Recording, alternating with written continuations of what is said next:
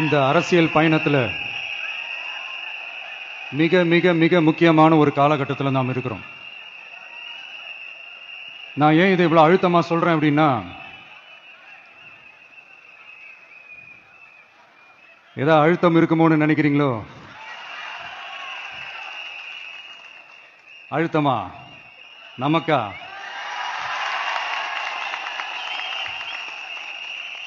இந்த அழுத்தத்துக்கெல்லாம் அடங்கி போற ஆளா இந்த ஆளு? இந்த மூஞ்சா பார்த்தா அப்படியா தெரியுது உங்களுக்கு? அதனால அப்படியெல்லாம் நடக்காது. அதுவும் முக்கியமா நம்ம கிட்ட அதெல்லாம் நடக்கவே நடக்காது. ஆனா அழுத்தம் இருக்குதான்னு கேட்டீங்கன்னா இருக்குது. அது நான் இல்லைன்னு சொல்ல வரல. நமக்கு இல்ல, மக்களுக்கு. தமிழ்நாட்டை இதுக்கு முன்னாடி ஆண்டவங்களும் சரி பாஜகவுக்கு அடிமையா தான் இருந்திருக்கிறாங்க. சோ அவங்கள நம்பியும் ஒரு பிரயோஜனமும் இல்ல. இப்ப ஆண்டுகிட்டு இருக்கிற இந்த திமுக அரசாச்சும் நமக்கு ஏதாவது செய்வாங்கன்னு பார்த்தா இவங்களும் அவங்கள மாதிரியா தான். இன்னும் சொல்ல போனா ஒரு படி மேல, இன்னும் மோசம். அவங்களாச்சும் நேரடியா சரண்டர் ஆகி இருப்பாங்க, இவங்க மறைமுகமா சரண்டர் ஆகி இருக்கிறாங்க. அவ்வளவுதான் வித்தியாசம். அதனால நீங்க பாத்தீங்கன்னா அவங்களோட அந்த வேஷம் கலைஞ்சிடக்கூடாதுன்றதுக்காக இந்த கலர் கலரா கவர்ச்சிகரமான இந்த அறிவிப்புகள்லாம் வெளியிடுறாங்க. நோட்டீஸ் பண்ணிருப்பீங்கன்னு நினைக்கிறேன். அதனால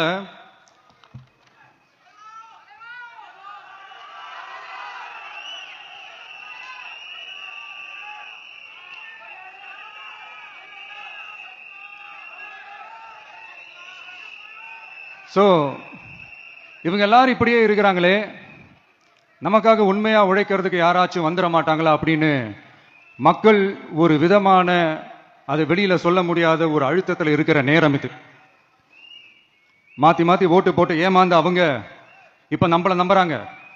நம்மளுடைய இந்த தமிழக வெற்றி கழகத்தை இந்த விஜய் கூட நிப்பான்னு நம்புறாங்க. நம்மள நம்புறவங்களுக்காக நாம நம்பிக்கையோட இருக்கணும்ல. அப்படின்னா இது முக்கியமான மிக மிக மிக முக்கியமான ஒரு காலகட்டம் தானே. அதனாலதான் அவ்வளவு அழுத்தமா நான் சொன்னேன். இந்த தேர்தல், இந்த கூட்டணி, இதெல்லாம் பத்தி நிறைய இந்த ஹேஷியங்கள் ஜோஷியங்கள் எல்லாம் நடந்துகிட்டு இருக்கு இல்லையா? என்னப்பா இந்த விஜய் இப்பதான் வந்திருக்கிறாரு, இவரு கூட எல்லாம் யாரு வரப்போறா, அவங்க வரமாட்டாங்க, இவங்க வரமாட்டாங்க, அப்படி இப்படின்ட்டு நம்மளை பத்தி ஒரு அண்டர் எஸ்டிமேட் பண்ணிட்டு இருக்காங்களே. அதுனா நமக்கு புதுசா என்ன? 30 வருஷமா நம்மள அண்டர் எஸ்டிமேட் பண்ணிட்டு தான் இருக்கிறாங்க. ஆனா மக்கள் கரெக்டா நம்மளை எஸ்டிமேட் பண்ணி ரொம்ப அழகா, ரொம்ப அக்கறையா, ரொம்ப தெளிவா, ரொம்ப தீர்க்கமா நமக்குன்னு ஒரு இடத்தை கொடுத்திருக்காங்கல்ல. எப்படி? என் கேரியரின் உச்சமான ஒரு இடத்தை கொடுத்திருக்காங்கல்ல. அதை இந்த நாடே பார்த்துக்கிட்டு இருக்குல்ல. ஏன் அப்படி எனக்கு அந்த இடத்தை கொடுக்கணும்? ஏன்னா இந்த விஜய் நம்ம பிள்ளையாச்சு, நம்ம அண்ணனாச்சு, நம்ம தம்பியாச்சுன்னு சொல்லி அவங்க மனசுல அப்படி தோணுது. அதனாலதான் நமக்கு அப்படி ஒரு இடத்தை கொடுத்து உள்ளன்போடு அள்ளி நம்மளை அரவணைச்சிட்டு இருக்கிறாங்க. அப்படி நம்மள நம்புறவங்களுக்காக நாம உழைக்கிறதே அது ஒரு பழக்கமாகி இப்ப அதுவே என்னுடைய ஒரு ஒரிஜினல் கேரக்டராவே மாறிடுச்சு. இத்தனை வருஷமா இருக்கிற அந்த உழைக்கிற குணம் அது எப்படி மாறும்? அதெல்லாம் மாறவே மாறாது. அரசியலுக்கு வந்ததுக்கு அப்புறமும் சரி, ஆட்சி அதிகாரத்துக்கு வந்ததுக்கு அப்புறமும் சரி, ஒன்னே ஒண்ணு சொல்ற, எழுதி வச்சுக்கோங்க. இதுக்கு முன்னாடி இருந்தவங்க மாதிரியோ இல்ல இப்ப இருக்கிறவங்க மாதிரியோ ஊழல் செய்யவே மாட்டான்.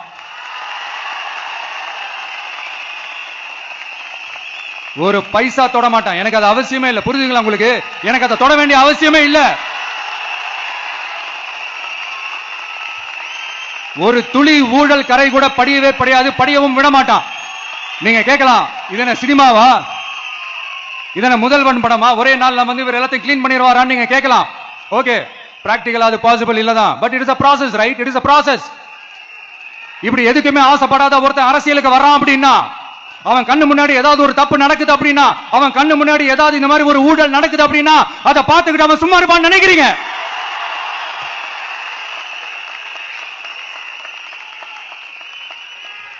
அதனால இந்த தீய சக்தியா இருக்கட்டும், இந்த ஊழல் சக்தியா இருக்கட்டும், ரெண்டு பேரும் தமிழ்நாட்டை ஆண்டவை கூடாது.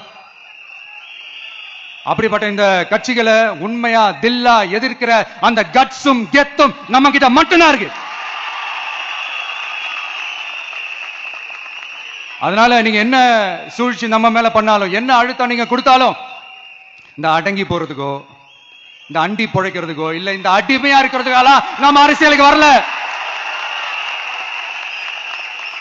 என் மண்ணுக்கும் மக்களுக்கும் யார் என்ன தீங்கு செஞ்சாலும் அதை எதிர்த்து அவங்க கிட்ட இருந்து நம்ம மக்களை பாதுகாக்கிறதுக்காக தான் நம்ம அரசியலுக்கே வந்திருக்கிறோம். அண்ட் முக்கியமா தோழர்களே, மக்களுக்கு என் மேல மட்டும் நம்பிக்கை இருந்தா அது பத்தாது.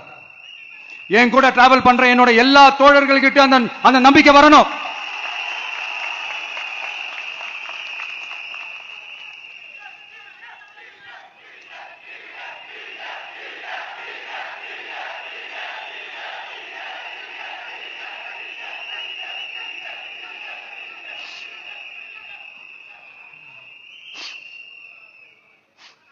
அந்த நம்பிக்கை இல்லைன்னு நான் சொல்ல வரல, இருக்குது. ஆனா அதை தொடர்ந்து இருக்கிற மாதிரி நீங்க எல்லாம் நடந்துக்கணும். தப்பு பண்ண யாரா இருந்தாலும் தப்பிக்கவே முடியாதுன்ற அந்த ஒரு பயம் இருக்கணும். எல்லாரும் உங்களை தான் கேட்கிறேன், எல்லாரும் உண்மையா உழைப்பீங்கல்ல?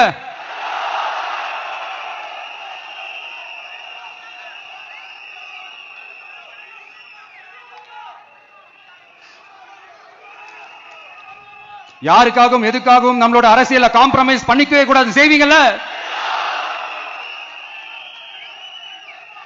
தயவு செஞ்சு எல்லாரும் கொஞ்சம் ஒற்றுமையா இருந்து சேர்ந்து உழைச்சி ஜெயிப்பீங்கல்ல? சரி, நமக்காக நம்ம மக்கள் கண்டிப்பா ஓட்டு போட்டு ஜெயிக்க வைப்பாங்க, அதுல எந்த மாற்று கருத்துமே கிடையாது. அப்படி ஜெயிக்கிறதுக்காக நம்ம என்ன செய்ய போறோம்?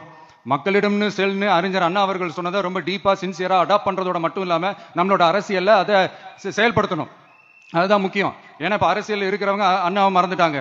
அண்ணா ஆரம்பிச்ச கட்சியும் அண்ணாவை மறந்து சுயநலமா மாதிரி பல வருஷம் ஆச்சு. அண்ணா பேர்ல இருக்கிற கட்சியும் அவரை மறந்து பல வருஷம் ஆச்சு. ஆனா நாம அவரை மறந்துடக்கூடாது. மக்கள் கிட்ட போகணும், மக்களோட மக்களாவே இருக்கணும், மக்களுக்காகவே இருக்கணும். அதுக்காக நாம என்ன செய்ய போறோம், என்னெல்லாம் செய்ய போறோம், அதுக்காக தான் இந்த மீட்டிங். ஆரம்பிக்கலாமா? இந்த ரெண்டு கட்சிகள், ஆண்டு கட்சியா இருக்கட்டும், இப்ப ஆள்ற கட்சியா இருக்கட்டும், அவங்கள பொறுத்த வரைக்கும் பூத்துனா என்ன தெரியும்ல? அவங்கள பொறுத்த வரைக்கும் பூத்துனா கள்ள ஓட்டு போடுற இடம். ஆனா நமக்கு, நம்ம டிவி கேக்கு அது ஒரு ஜனநாயக கூடம். அங்க ஜனநாயகம் திருடுறாம நம்ம பாத்துக்கணும். ஒவ்வொரு ஓட்டையும் நம்ம பாதுகாக்கணும். எப்படி பாதுகாக்கிறது? ஒவ்வொரு வீட்டில் இருக்கிற ஒவ்வொரு ஓட்டும் நமக்கு தானே ஃபர்ஸ்ட் கன்ஃபார்ம் பண்ணுங்க. எனக்கு தெரிஞ்சு தமிழ்நாட்டில் ஒரு 2.25 கோடி ரேஷன் கார்டுகள் இருக்கும்னு நினைக்கிறேன். அவங்க எல்லாரும் வேற வேற எந்தெந்த கட்சியில இருந்தாலும் கட்சி வேறுபாடு எல்லாத்தையும் தாண்டி இந்த விஜய் அவங்க வீட்டுல ஒருத்தனா வாழ்ந்துட்டு இருக்கான். அவங்க என்ன அவங்க குடும்பத்துல ஒருத்தனா பார்த்துக்கிட்டு இருக்காங்க. அதனால இந்த கட்சி கிச்சி எல்லாத்தையும் தாண்டி இந்த விஜய் கூட நிக்கணும்னு முடிவு பண்ணிட்டாங்க. அதனால அப்படி முடிவு பண்ண அவங்கள பாதுகாப்பா பூத்துக்கு கூட்டிட்டு வாங்க. நம்மளோட இந்த விசில் சின்னத்துக்கு ஓட்டு போட வைங்க.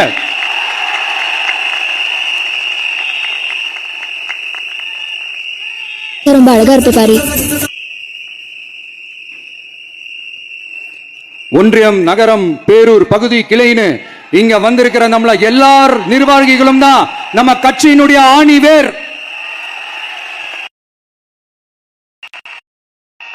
நீங்க எல்லாரும் சுதந்திரமா செயல்படணும், சுதந்திரமா செயல்பட விடணும்.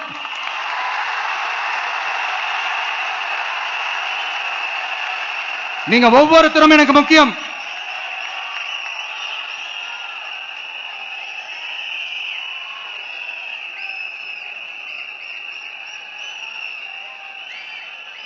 நீங்க தான் நம்மளுடைய இந்த BLAs பூத் லெவல் ஏஜென்ட்ஸோட களத்தில் நின்று வேலை பார்க்க போற ஃப்ரண்ட் லைன் வாரியர்ஸ். இப்ப நடக்க போறது வெறும் எலெக்ஷன் கிடையாது, இது ஒரு ஜனநாயக போர். இந்த டெமோக்ராட்டிக் பேட்டில லீட் பண்ண போற கமாண்டர்ஸ் நீங்க தான். நான் ஏன் இது இவ்வளவு ஸ்ட்ரெஸ் பண்ணி சொல்றேன் அப்படின்னா, இந்த தீய சக்தி எப்படி, இந்த தீய சக்தியோட தில்லு முள்ளு எல்லாம் உங்களுக்கே நல்லா தெரியும். முழிச்சிட்டு இருக்கும் போது முழியை தோண்டி எடுத்துட்டு போற கூட்டம். அதனால கொஞ்சம் ஜாக்கிரதையா இருக்கணும். நம்ம எலெக்ஷனுக்கு இன்னும் 3 மாசம் தான் இருக்குது, அவ்வளவு கூட இல்லைன்னு நினைக்கிறேன். இந்த 3 மாசத்துல நீங்க செய்ய போற அந்த களப்பணியில தான் நம்மளுடைய வெற்றியே இருக்குது. உங்களுக்கு இந்த விஜய் பிடிக்கும்ன்றது உண்மைனா, சத்தியம்னா, உங்களோட உழைப்புல அதை காட்டுங்க. அப்புறம் நாங்க அறிவிக்க போற வேட்பாளர்களுக்கு நீங்க உங்களுடைய முழு ஒத்துழைப்பை நீங்க கொடுக்கணும். கொடுப்பீங்க தானே?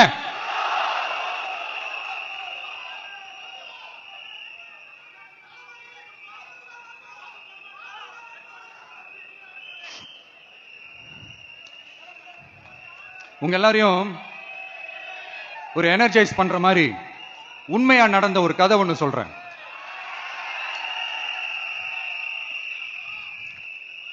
சொந்த நாட்டையே ஒரு கூட்டம் அபகரிக்குது.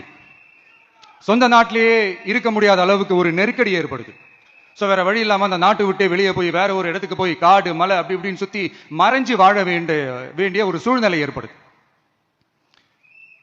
என்னடா இப்படியே ஓடிக்கிட்டு இருக்குமேன்னு சொல்லிட்டு தன்னோட நட்பு சக்திங்க கிட்ட பேசி ஒரு பெரும் படையை திரட்டிக்கிட்டு அதிரடியா ஒரு போரை நடத்தி அந்த நாட்டையே திருப்ப மீட் எடுத்தது யார் தெரியுமா? நம்ம கொள்கை தலைவர்கள் ஒருத்தரான ராணி வேலு நாச்சியார் அவர்கள் தான். அவங்களுக்கு அந்த நட்பு சக்தியா கூட இருந்து உழைச்சது சின்ன மருது, பெரிய மருது, சையது, கார்கின்னு சொல்லிட்டு அந்த 3 பேரும் தான்.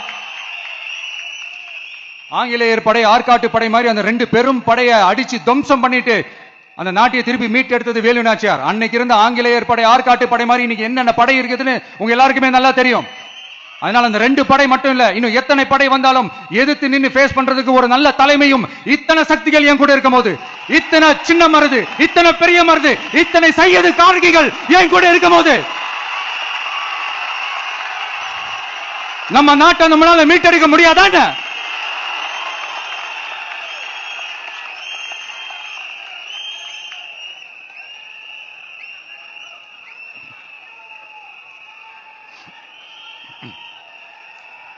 அதுவும் இந்த படை, நம்மளுடைய இந்த டிவிகே படை, நட்பு சக்தி இருந்தாலும் இல்லைனாலும் தனியாவும் நின்று கெத்தா ஜெயிக்கிற அளவுக்கு ஒரு மிகப்பெரிய படை. அதுலயும் ரொம்ப முக்கியமா இன்னைக்கு இந்த கூட்டத்துக்கு வரலனாலும் நான் அந்த போர்ல நடந்த அந்த கதை மாதிரி கட்ஸான குயில்கள் நிறைந்த பெண்கள் படையும் நம்மளோட இருக்கிறாங்க. அந்த பெண்கள் படையை பார்த்துதான் அரசியல் அரங்கமே அதிர்ந்து போயிருக்குது. அதனால எல்லாரும் ஒரு நிமிஷம் எனக்காக எந்திரிச்சு நில்லுங்களேன் ப்ளீஸ். நான் சொல்றதை கொஞ்சம் ரிப்பீட் பண்ணுங்க. இந்த 2026 சட்டமன்ற தேர்தல்ல நாம எல்லாரும் உண்மையாக உழைப்போம், சத்தியமாக உழைப்போம், உறுதியாக உழைப்போம், ஒற்றுமையாக உழைப்போம். தேங்க்யூ. ப்ளீஸ் ராம்.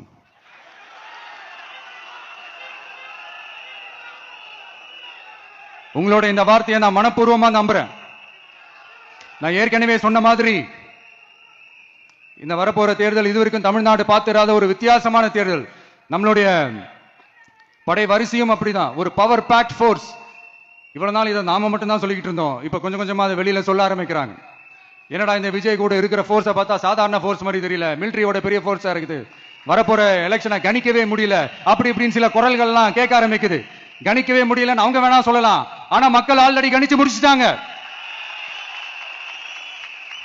அவங்க மனசை நல்லா புரிஞ்சு வச்சிருக்கிற நமக்கு அது நல்லாவே தெரியும். அதனால இந்த எலெக்ஷன் ரிசல்ட்டுக்கு அப்புறம் இந்த தீய சக்தி கிட்ட இருந்தோம், இந்த ஊழல்வாத அடிமை சக்தி கிட்ட இருந்தோம் தமிழ்நாட்டை மீட்டுட்டோம்னு உறுதியா அறிவிப்போம். அதுல என்ன மாற்று கருத்து கிடையாது. அதனால என் நெஞ்சில் குடியிருக்கும் தோழர்களே, தோழிகளே, உங்களோட நான் இருக்கேன், நம்மளோட நம்ம மக்கள் இருக்கிறாங்க. இதுக்கு மேல என்ன வேணும்? கான்பிடென்டா இருங்க, நல்லதே நடக்கும், வெற்றி நிச்சயம். மீண்டும் சந்திக்கும் வரை நன்றி, வணக்கம். தமிழக